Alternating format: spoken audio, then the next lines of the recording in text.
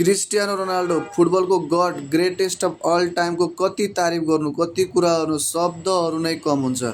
हिजो भएको अल हिलाल versus all नसरको म्याचमा क्रिस्टियानो रोनाल्डोले 2 गोल गरेसँगै यो सिजन 33 गोल कन्ट्रिब्युसन गर्न सफल भएका छन् र अहिलेका दिग्गज यङ प्लेयरहरूलाई पछाड्दै गोल्डन बोटको रेसमा टपमा बसेका छन्। टपमा 40 वर्षको उमेरमा र अल हिलाल जस्तो स्ट्रङ टिमको अगाडि 4.6 को रेटिङ ल्याएर 2 गोल गरेर man of the match performance दिएर म्यान अफ द म्याच जित्छन् क्रिस्टियानो रोनाल्डोले 40 वर्षको उमेरमा। यति मात्र नभएर क्रिस्टियानो रोनाल्डोले फुटबलिङ करियरमा 931 गोल गर्न सफल भएका छन् र अबको 69 वटा गोल पछि चाहिँ फुटबल जगतकै सबैभन्दा ठुलो माइलस्टोन रेकर्ड चाहिँ एचिभ गर्न गइरहेछन् है त क्रिस्टियानो रोनाल्डोले। मतलब 1000 गोल कम्प्लिट गर्न गइरहेछन्। ल छिटै कम्प्लिट होस् है त।